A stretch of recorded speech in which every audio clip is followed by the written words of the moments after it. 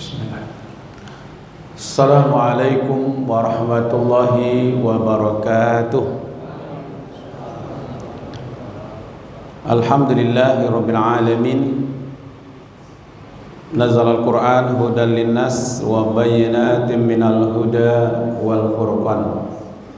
Asyhadu an la ilaha illallah wahdahu la syarikalah wa asyhadu anna Muhammadan abduhu wa rasuluh. Allahumma fassalli wa sallim ala Muhammad wa ala alihi wa ashabihi ajma'in. Allahumma arhamna wa ahlana wa zurriyatina bil Qur'an. Allahumma akhrimna wa ahlana wa zurriyatina bil Qur'an.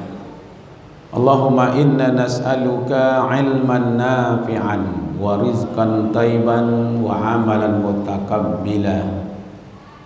Qala Allah Ta'ala fil Qur'anil Karim, a'udzu billahi minasy syaithanir rajim. Bismillahirrahmanirrahim. Qul a'udzu bi rabbin nas, malikin nas, ilahin nas, min syarril waswasil khannas, alladzi yuwaswisu fi sudurin nas, minal jinnati wan nas. Shadaqallahul azim. Surat An-Nas ya. Surat An-Nas ayat 1, 2, 3, 4, 5 dan 6. Bapak Ibu yang kita hormati, malam ini kita mulai kajian kita yaitu surat An-Nas ya, surat An-Nas. Hafal semuanya? Hafal? Alhamdulillah. Berarti tinggal 113 surat lagi ya. Karena satu sudah hafal ya. Kalau hafal pula surat Al-Falaq berarti 112 ya. Terjemahannya semuanya hafal? Terjemahannya sudah hafal. Baik, kita mungkin 1, 2, mungkin 3 ayat saja Bapak Ibu, paling banyak ya. Mari kita mulai pengajian kita ini dengan bacakan basmalah. Bismillahirrahmanirrahim. Bapak Ibu yang dimuliakan,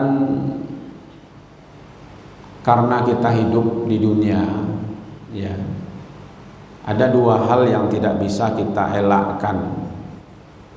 Ada kebaikan, ada juga keburukan.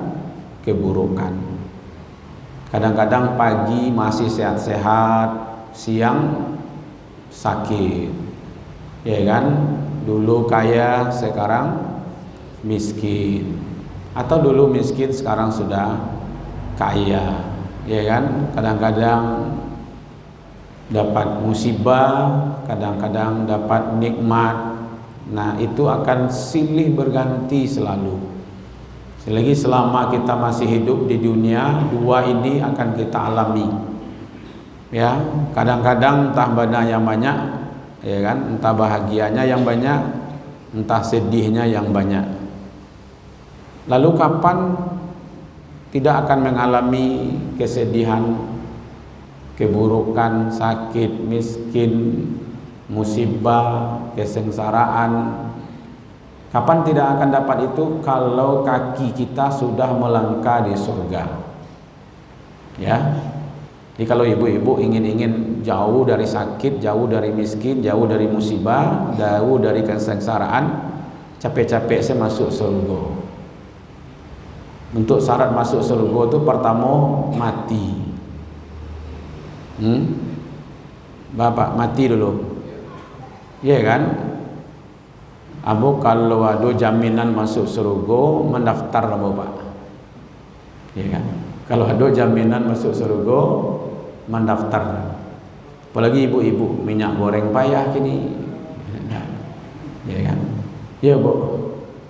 Ya, mengurus masalah payah, ya. Mau urus SIM ada hubungan dengan BPJS gitu ya. STNK, BPJS juga gitu ya. Nah, kalau jaminan masuk surga, ya kan? Nah, mendaftar saja. Tapi ini masalahnya kan tak lo jaleh Pak. Talai kamu masuk surga ente indak gitu. Makanya salah satu dari rukun iman adalah percaya kepada Allah kan, percaya kepada malaikat, percaya kepada kitab kan, percaya kepada nabi dan rasul, percaya kepada hari kiamat terakhir, kadar baik dan kadar buruk. Ya kan? Kadang-kadang ada yang baik, kadang-kadang ada yang buruk gitu. Sebagai orang normal saya yakin Bapak Ibu-ibu, ya, orang normal ya pasti ingin mendapatkan kebaikan-kebaikan. Badan ingin sehat, kalau bisa kayu, kalau bisa punya jabatan, keluarga sakinah, mawaddah, hidup sukses, ya kan? Tapi kalau ada lo ingin ambo biarlah ndak dia ada ustaz kok sakit dia ndak ada miskin dia ndak tiap hari dapat musibah ndak itu ambo rasa kanai taliaki tu ya kan. Nah, lalu bagaimana konsep Islam mengajarkan kepada kita supaya kita dilimpahi kebaikan-kebaikan dan dijauhi dari keburukan. Maka dua saja yang kita tawarkan malam ini. Pertama, selalulah terhubung dengan Allah. Nah, gitu Pak. Tadi saya tengok masuk masjid ada doanya tadi Ustaz. Belum. Besok tugas Ustaz itu tuh. Masuk masjid itu kasih jemaah doa. Allahumma ftahli abwaba birahmatik. Coba bayangkan Pak, masuk masjid diajar berdoa. Ya Allah, bukakan pintu rahmat-Mu. Ya kan? Karena ada orang masuk masjid tidak dapat rahmat Pak, gelisah saja dalam masjid. Bah capek keluar saja gitu. Assalamualaikum warahmatullahi wabarakatuh, kabur sekali. Ada yang stres menghadapi pengajian kok Pak. Sehingga capek pulangnya, pindah jemaah siku dah. Ya kan? Kalau orang dapat rahmat dalam masjid, keberkahan, tenang dia di masjid. Ya tenang Pak. Saking tenangnya dapat duduk mau unjua, menyanda, angin sepoi-sepoi, atakalok loh. Atau semakin tenangnya Pak. Ya kan? Lalu lah Bu, mana lalu? Tu Bu nami ciang tu nampak ustaz tu. Lain, ya hebat jemaah sekolah Pak. Miciang nampak je dia ustaz kan hebat tu, ya kan? Kadang-kadang begitu Bapak Ibu ya. Ya, masuk masjid, sampai dalam masjid apa kata Rasulullah? Ya kan? Iza dakhala ahadakumul masjid falay yajlisa hatta yusalli raka'ataini. Apabila seorang kamu masuk ke dalam masjid, jangan duduk dulu kecuali solat 2 rakaat. Nah, itu yang kita sering sebut dengan solat tahiyatul masjid. Tapi masuk masjidnya ada doanya supaya diberi rahmat. Kok ndak mangado pituahnya Pak? Nanti bangun Mas Haji? Yang jadi? Itu. Ambo kalau si anu jo Pak pengurus Mas Haji ndak datang bukan Mas Haji. Alah nauzubillah. Adalah hubungan. Kok nyotanyo di malaikat nanti, ba kok ada datang-datang engkau ke Mas Haji. Aja we. Kat si anu jadi pengurus itu kat gitu ndak bisa do Pak.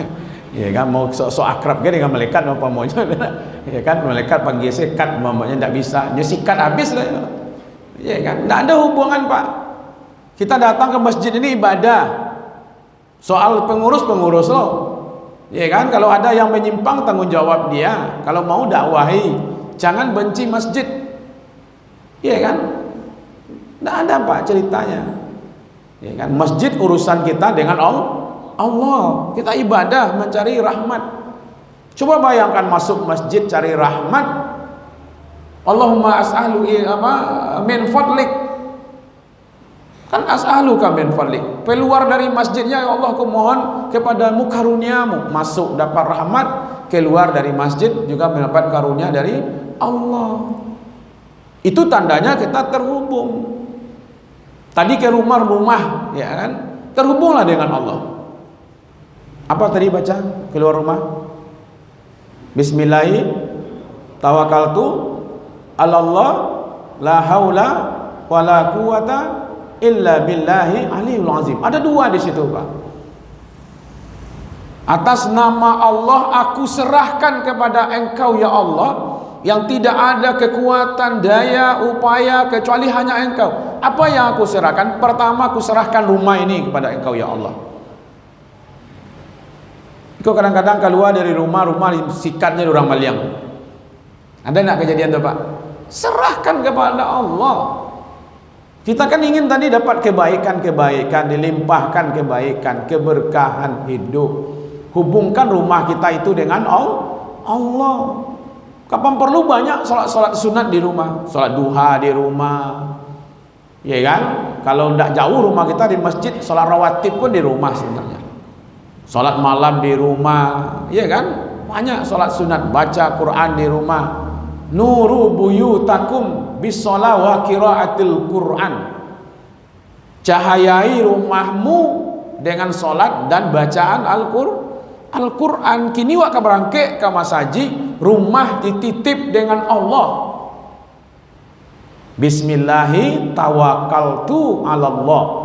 Atas nama Engkau ya Allah aku serahkan kepada Engkau ya Allah. Nan barangke menyerahkan nan tinggal, nan kemudian kita menyerahkan diri kita, ya kan?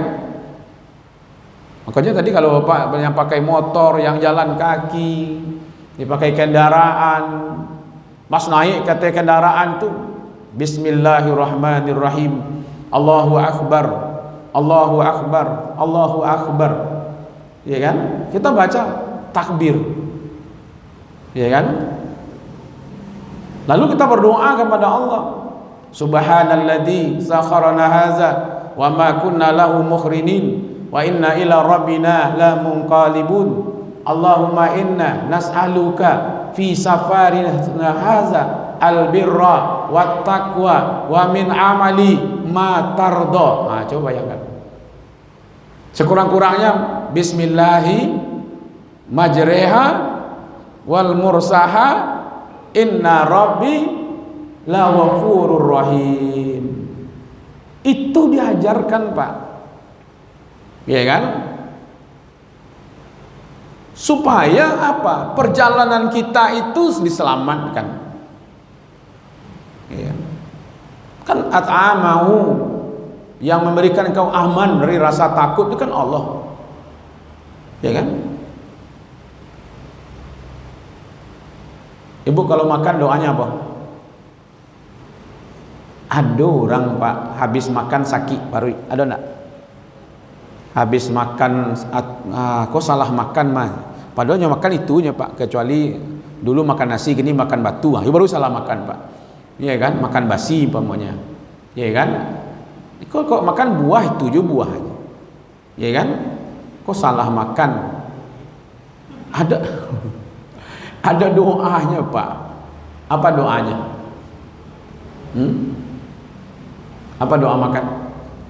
Allahumma barik lana fima razaqtana wa qina azabannar. Sederhana kaji kita Bapak Ibu. Allahumma barik lana fima razaqtana. Ya Allah, berkahi rezeki yang Kau berikan kepada kami. Kok jadi penyakitnya Pak? Hah? Berarti tidak berkah kan? Berkah itu kan pertama, di samping Kalau tiba jo makannya Pak, habis makan tuh terbuka panganan dan elok tuh berkah mah Pak. Tambah tenaganya untuk beribadah. Tapi kalau habis makan mengantuk apa tuh, mohon maaf, preso tuh. Itulah Ustaz, habis makan kumatu mengantuk. Berarti ada salah jo makan cara makan mah. Iya kan? Barik sih rasanya ibadah. Barik sih solat. Itulah. Berarti ada yang salah tuh, ndak berkah tuh dong. Iya kan? Allahumma barik lana fima razaqnana. Ya Allah, berkahilah makanan rezeki yang kau berikan kepada kami. Ambo termasuk yang meyakini Bapak Ibu-ibu. Orang kan kalau doa akikah Nabi apa? Akikah Nabi apa Pak? Kambing, korban, sapi, kambing ya juga kan. Tiap tahun setiap ada anak cucu dan lain. Akhirnya orang berkeyakinan Pak, asal makan kambing seketek tensi naik, kolesterol naik. Padahal daging kambing kok Pak, daging yang terbaik di dunia. Di antara daging merah dengan daging putih Pak. Syariat itu Pak. Tidak mungkin disuruh mendabiah kambing kalau tidak disuruh makan kan? Iya enggak Pak?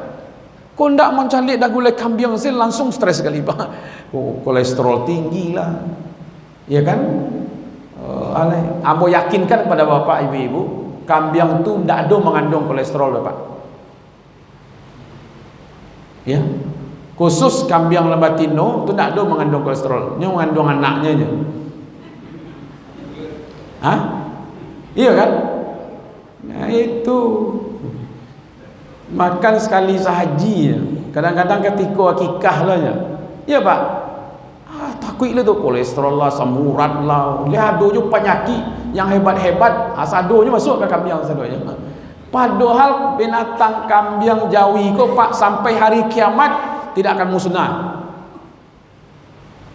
Begitu. Karena dia berhubungan dengan syariat Islam Pak. Iya kan? Bakal akikah nanti lah kalau tidak ada kambing. Makanya sampai hari ini lah marah 1000 sampai ratus tahun lebih ya Pak. Tidak ada yang kekurangan kambing.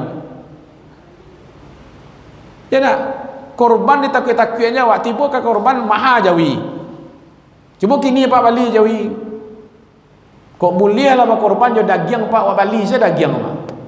Daging sekilo berapa Bu? Hah? 130 ah. Kalau 100 kilo dagingnya berapa betinya? Daging saja Wak Bali 100 kilo berapa betinya? 3 balik juta betinya Pak. Kau di Bali di orang korban berapa juta? Atulah Bali jo kulit-kulitnya mah, jo tulang-tulang Bali, jo ciri-ciri Bali tu Pak. Ya nak, kok boleh lah Bali daging saja Pak. Cuman kan karena ada penyembelihan. Ya nak, kan sederhana cara pikir Pak. Daging korban awak Bali itu berapa dagingnya? 80 ah, Balinya berapa? 6 balik. Daging saya di Bali 100 kilo berapa dia? Nah, itulah permainan bisnis saja sebenarnya ya Pak. Iya. Tak tahu bos yang berbisnis itu aja lain. Pokoknya karena permintaan banyak barang naik kan itu Pak. Iya kan?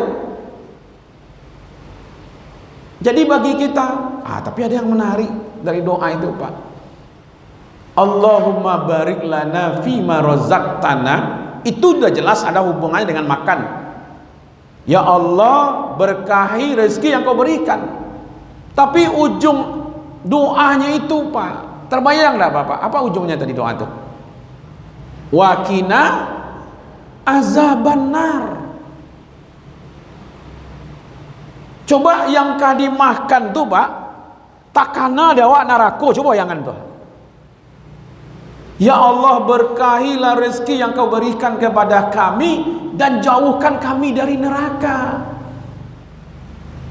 Kok ikulah dibaca orang Pak, tak taluk korupsi ke Pak.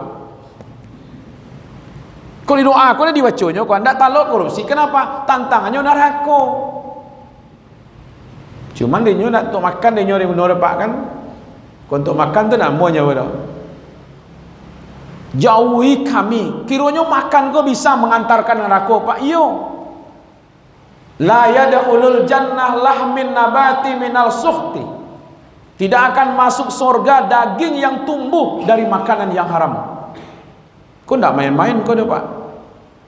Jadi kalau ingin terhindar kita dari keburukan-keburukan, musibah-musibah, penyakit dan segala macam yang kita sampaikan ini, maka itu terhubunglah dengan Allah. Satu. Yang kedua, mohon perlindungan kepada Allah. Saya sebenarnya Bapak Ibu bukan ini syarat saja, Pak. Bawa masker ini syarat saya kok juga. Kalau batu abo beko orang lihat pakai masker nampak orang ada baal ustaz le pakai masker macam orang. Tapi kalau indak, Pak, kalau model kini apalagi dulu. Kini lagak mulai kalau umi kecil nanti tibo, Pak. Kalau dulu corona, kalau kini Omicron, uminya kecil ada kecil abinya. Semarang lah saya nak tibo lah. Kalau dulu batuk-batuk askete flu-flu deh orang lama badan kena flu. Kalau suantale, Pak, kalau dos kete flu deh kurang lama badan kena corona lah. Jadi lah biasa sih nanti. Tapi ambo lebih yakin dengan ini, Pak. Sejak mulai corona ini tidak pernah berhenti kita baca. Bismillahilladzi la yadurru ma'asmihi syai'un fil ardi wala fis sama' wa huwas sami'ul alim. Pagi dibaca 3 kali, sore dibaca 3 kali. Ada jaminan dari Allah. Siapa yang membaca ini 3 kali pagi, Allah akan selamatkan dia sampai sore. Siapa yang membacanya sore, Allah akan selamatkan sampai pagi. Malah sampai-sampai, Pak, sahabat dulu membaca Bismillahilladzi la yadurru ma'asmihi syai'un fil ardi wala fis sama' wa huwas sami'ul alim. Nyo cari racun yang terhebat di daerah itu, Pak, lalu diminumnya, Pak, tidak ada masalah dah. Tapi ambo tidak menyuruh bapak ibu beko tiba di rumah jangan cibo-cibo lo, hafal saja lihat lo doa kau lai, iya kan? Kau cibo-cibo lo, Pak, tu dicari lo baygon, ambo tidak tanggung jawab do, Pak, iya kan? Kau tidak kemaji ke mari besok dah, ambo dah pada sansaro lo jemaah kan. Sampai model itu dulu sahabat yakin dengan doa ini, Pak. Bismillahilladzi la yadurru ma'asmihi syai'un fil ardi wala fis sama', di bumi dan di langit tidak ada satupun yang bisa memberikan mudarat dengan nama Allah. Asa Pak baca bismillah, makan minum baca bismillah, terhubung dengan Allah. Kullu amrin zibalim lam yubda bi bismillah fahuwa aktar. Kalau bisa Bapak Ibu pagi sore. Nah, ini yang akan kita masuk dalam kajian kita ini, Bapak Ibu. Pernah tidak pergi ke suatu tempat, Pak? Pamannya celik cucu atau berkunjung satu tampek, lalu pulangnya damam, pulangnya sakit. Pernah tidak? Kan banyak terjadi begitu ya. Bila lo sakit kayak kau, saya pengen celik cucu ke petang gua, melakukan perjalanan 3 hari. Ternyata 14 abad yang lampau Nabi sudah mengajarkan kalau kita masuk ke suatu tempat yang baru supaya tidak memberikan mudarat kepada kita, maka dibacalah perlindungan a'udzu bi kalimatillahi tammat min syarri ma khalaq. Hanya kebarukan masuk nanti kul a'udzu bi rabbin nas, ini kan masuk nanti ke situ. Aku berlindung kepada Allah dengan kekuasaannya yang sempurna dari keburukan makhluknya. Dari keburukan makhluknya. Kita tengok di sini. Ini fi'il amar, Pak. Kul. Asal katanya qala yaqulu, kul. Perintah ini katakanlah, bacalah, sebutlah. Siapa yang diperintah oleh Allah di sini, Pak? Kul a'udzu bi rabbin nas. Katakanlah wahai Muhammad. Berarti untuk kita, apa yang akan dikatakan? Aku berlindung kepada Allah. Di sini kalimatnya Rabb, Rabb bin Nas, iya kan?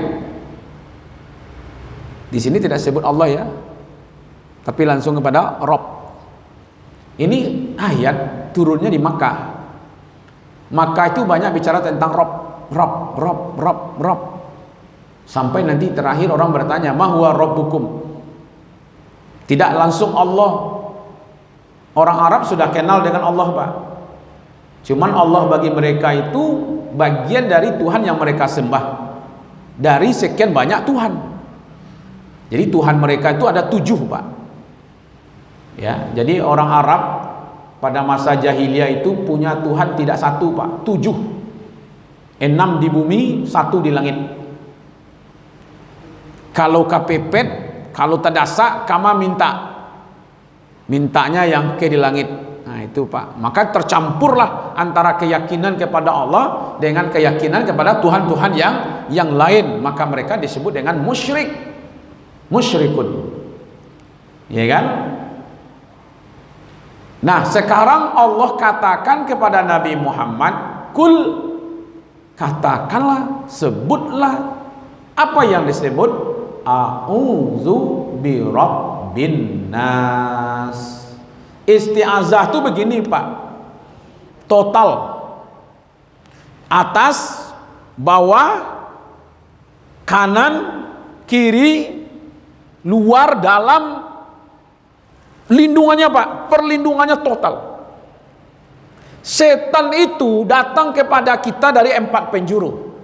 Summa la'atiyannahum min baini aidihim wa min khalfihim wa an aymanihim wa an syama'ilihim wa la tajidu aktsaruhum syakirin. Setan itu akan datang kepadamu dari depan, dari belakang, dari kanan, dari kiri. Lalu Allah katakan, a'udzu birabbin nas. Kita berlindungnya depan, belakang, atas, bawah, kanan, kiri, luar, dalam.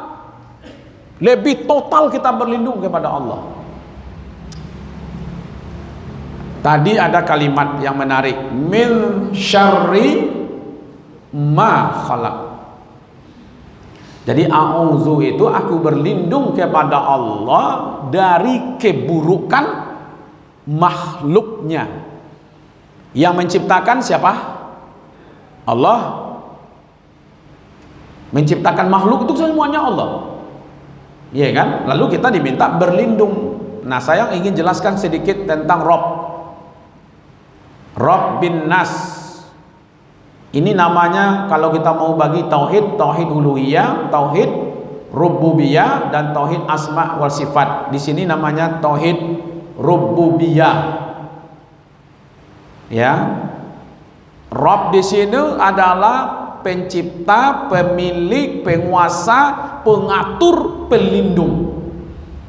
Jadi sebenarnya kita sedang melakukan a'udzu bi kalimatillahi tammat min syarri ma khalaq. Berarti apa? Aku berlindung kepada Allah yang menciptakan, yang memiliki, yang menguasai, yang mengatur, yang menolong. Kan kita tadi awalnya tadi maunya apa? Dilimpahkan kebaikan. Maka itu surat An-Nas dengan surat Al-Falaq tambah surat Al-Ikhlas itu adalah ayat-ayat perlindungan. Ayat perlindungan tuh, Pak. Jadi jangan berpikirlah melindungi diri dengan bandang 7 ragam, Pak. Lah iya cucu, lah iya anak, bakabek lah liyenyo, bakabek lah pinggangnya, bakabek lah langannya, pakai bawang tungga, bawang apa namanya? Daksun tungga. Benda itu sendiri tidak bisa melindungi dirinya. Tidak bisa melindungi dirinya. Banang 7 ragam, manga 7 ragam di lacok dipakai lama hitamnya Pak. Benda itu sendiri tidak bisa menguasai dirinya, tidak bisa menolong dirinya. Kok masih pakai je ibu-ibu? Mau kabek je di siku, mau hitam di siku, membongkar, entah hal isinya Pak. Masih percaya dengan itu. Udah hari gini, sudah kita ada Al-Quran. Kalau ia baca saja Pak, Qul a'udzu birabbin nas, Qul a'udzu birabbil falaq, Qul huwallahu ahad, tiupkan. Kalau ada anak akan dibawa keluar, mulai dari rumah, bismillahi tawakkaltu 'alallah la haula wala quwata illa billahi aliyul azim. Baca 3 kul ini, tiupkan kepada anak, insyaallah Pak.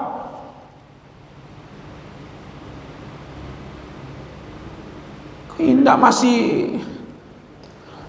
Wakabe siko pakai kalung, pakai di pinggang, di nauzubillah. Ambo kebetulan bapak-bapak, ibu-ibu, anakmu baru ampek Pak. Dia baru ampek gitu. Tidak satu pun yang bersentuhan. Jangankan jo banang 7 ragam Pak, banang cik ragam tidak bersentuhan. Bayi baru Pak, ambo bawa ke Bukit Tinggi. Ambo khutbah di Masjid Raya Bukit Tinggi itu. Istri ambo menunggu di jam gadang sampai selesai Jumat. Tibolah ama-ama aku padusi Pak. Mengingatkan kode pihak bawa anak kemari pihak lihat do panjagonya ko pihak kece. Kece istrimu insyaallah ado mak yang maha menjaganya yaitu Allah. Kata mandang siapa tu lain. Muntunya nak tahu Pak bahasa istriku, istri ustaznya nak tahu gitu. Pi istrimu nak ngecan, ambo suami ambo ustaz bu, lain dah itulah cukup sampai di situ sajalah. Dibawa anak bayi keluar, oh camih. Kalau itu nanti jadi bapak ibu-ibu itu sampai membatalkan ya keislaman kita. Hati-hati. Maka ada ayat perlindungan, Qul a'udzu birabbin nas. Tidak cukup dengan Rabban nas. Ditambah lagi Allah memperkenalkan dirinya Malikin nas, penguasa manusia, rajanya manusia.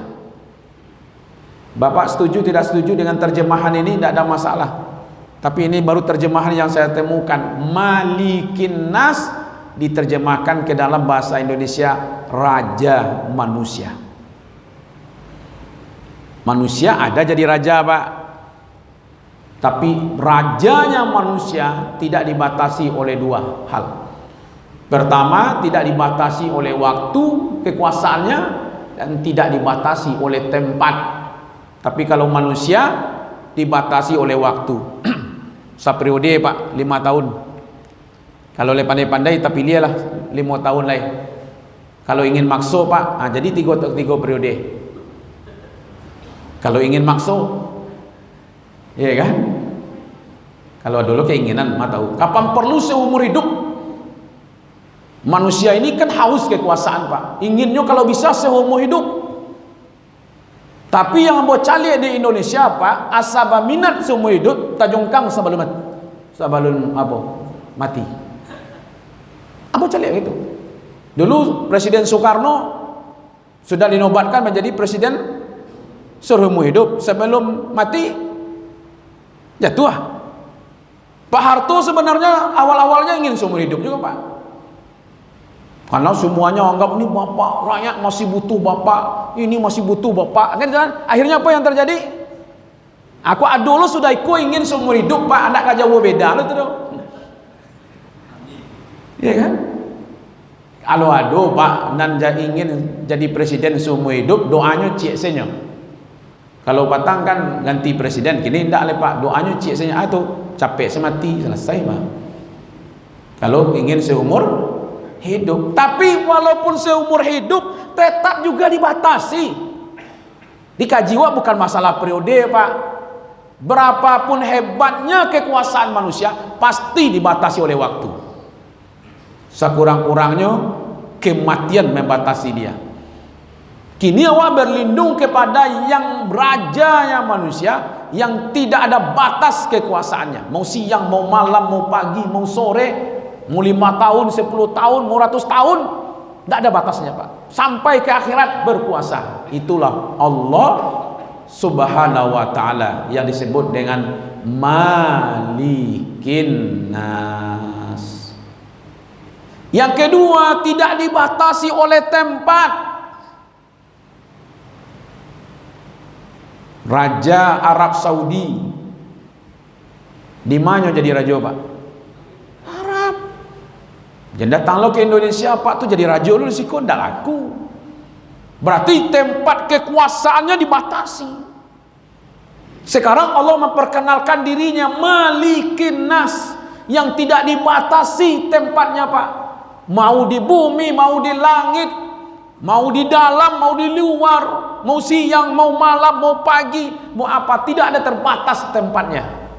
Itulah yang disebut dengan Malikin Nas. Yang ketiga apa? Ilahin Nas. Ya kan? Allah memperkenalkan dirinya dengan kalimat Ilahin Nas. Tidak ada lagi yang disembah oleh manusia kecuali hanya Allah. Nah, barulah Allah mengingatkan sedikit di ujung pengajian kita, ya kan? Min syarril waswasil khannas. 3 kali Allah memperkenalkan diri. Pertama Rabban Nas, yang kedua Malikin Nas, yang ketiga Ilahin Nas. Lalu kejahatannya apa?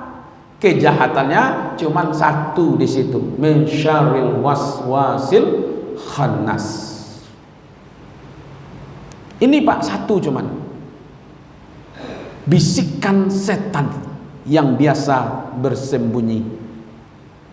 Bayangkan doa supaya dilindungi oleh Allah dari setan. 3 kali Allah memperkenalkan dirinya.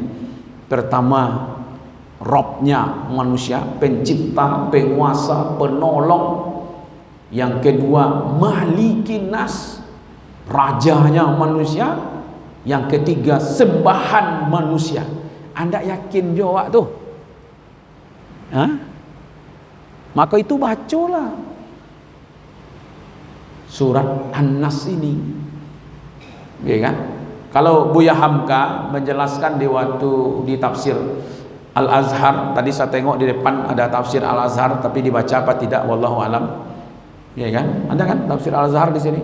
Nampak tadi waktu saya mau jadi imam, ya kan? Saya paling mengagumi Buya Hamka Pak. Hampir semua karangan Buya Hamka itu, mungkin 80% ada sama saya semuanya, ya kan? Karena saya tengok Buya Hamka ini dalam penjara itu 5 hari pertama 3 kali khatam Quran. Jadi bagi Buya Hamka penjara itu surga Pak. 2 tahun 4 bulan dalam penjara tanpa pengadilan, tanpa tuntutan apa-apa, langsung masuk penjara saja. 2 tahun 4 bulan. Kalau kita bulankan semuanya 28 bulan. Selesai tafsir Al-Azhar itu 28 juz. Di penjara Pak. Karajo duosenya. Ya kan, untuk tafsir itu. Pertama baca, yang kedua menulis. Jadi kalau kita mau kelompokkan pekerjaan Buya Hamka dalam penjara itu ibadah, membaca dan menulis. Coba Bapak Ibu baca tafsir, ada semuanya di situ. Kutipan Sokrates ada, Plato ada, Aristoteles ada. Dari segi filsafatnya, tasawufnya, sastranya, bahasa Minang, wah luar biasa Pak. Ya. Maka itu perlindungan luar biasa. Ya kan? Kalau kita betul-betul, ya kan? Sehingga Buya Hamka itu 2 tahun 8 bulan 150 kali khatam Quran. Nah, di awal tidak pernah masuk penjara Pak, maka jarang khatam Quran. Ya. Karena bagi orang-orang yang dekat dengan Allah, ya tempat itu tidak ngaruh dia Pak. mau dimanapun, karena dia semakin rindu dia bersama dengan Allah Subhanahu wa Ta'ala. Maka itu Buya Hamka menceritakan Nabi pernah dapat sihir, ya, 11 benjolan. Maka itu datang malaikat Jibril menjelaskan. Nah, satu diantaranya dibaca 3 surat ini, ya kan, baca. Kalau kita begini saja Pak, baca malam menjelang tidur, tiupkan ke tangan, kemudian rumaskan ke seluruh badan, baca 3 kali. Apa susahnya Bapak Ibu, ya kan, menjelang akan tidur. Dan insya Allah Pak, ya insya Allah, karena tadi kajian kita bicara tentang perlindungan. Kita ingin dilimpahkan kebaikan-kebaikan. Di apapun yang terjadi, itu bagian dari kebaikan-kebaikan yang diberikan oleh Allah ya, kepada kita semuanya. Baik, itu sedikit materi kita, baru sampai 3 ayat ya. Masuk sedikit dengan min syarril waswasil khannas. Ada pertanyaan kira-kira?